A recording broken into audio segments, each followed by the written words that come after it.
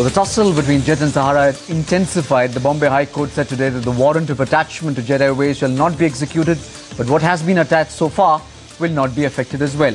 Remember, Sahara had moved court over part default of annual installment paid by Jet Airways.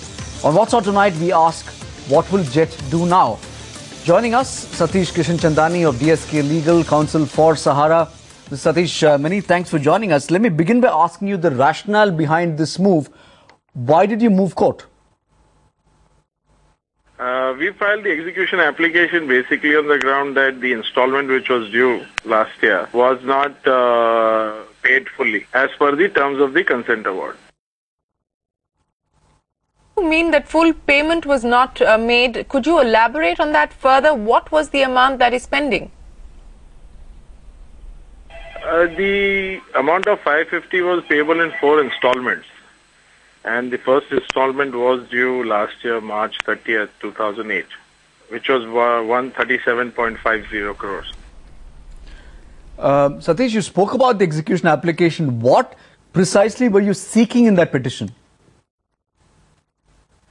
No, basically our execution application is that because the installment was not fully paid, the remaining installments get accelerated.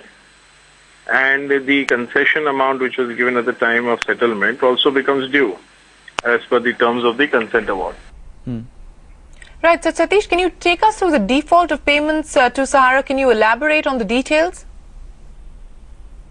No, Jet has already paid certain amounts out of the purchase consideration. So it is not the entire purchase consideration which is outstanding. With respect to what the court has said today, Satish, what is your plan of action and what are you likely to do next? The court has basically said that the warrant of attachment which was issued cannot be further implemented, and whatever attachments have been done till date, however, continue. And Jet has made a statement that they will furnish an undertaking that they will not alienate or create third-party interest in their movable assets. So court has kept the matter for hearing on the 9th of April, and Sahara has to file its reply before that.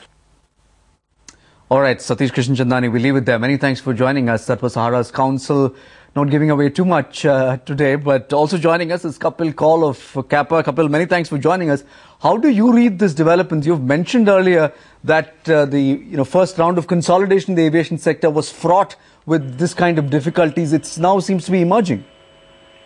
Well, I think, as I said, the industry is going through a very unprecedentedly negative phase, and cash is almost not there with anyone. And when you are confronted with such issues, apart from the legality of this case, but it was in knowledge of people who understand the sector that there has been a payment which has not been made, and 31st March was drawing close, and there would be a legal issue relating. There would be a legal recourse from Sahara, which is exactly what has happened. But the fact is that there was a commitment of payment, and as I said, there are 2 issues. One of the contractual obligation, which needs to be met, and second is the what you call about the income tax issue on Jetlight, which is another contention. But having said that, I think the interesting part of this is that it's coming at a time where the industry is already suffering, and it will add further to its complications.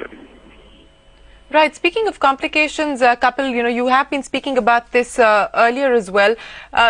Jet seems to have gotten a bit of a breather at this point in time. The next crucial dates to watch out for will be the 3rd and the 9th. But if things were not to go in Jet's favor, if Sahara were to actually be given a reprieve by the court, how badly is this likely to impact Jet's operations? Well, I think the amount of money that we are talking is roughly about 180 crores, if I'm not mistaken. And that is not such a substantial money that cannot be, that Jet can't deal with. So I'm not very sure that irrespective of, unless and until the decision goes adversely negative, and there is any implications for not meeting the contractual obligation. But minus that, when we talk about 180 crores and Jet, I don't see that's an issue which will create a complication for Jet. So even if the decision has to go against Jet, I would think that coughing up 180 crores after the court verdict should not be a problem. Kapil Kaul, many thanks for joining us. So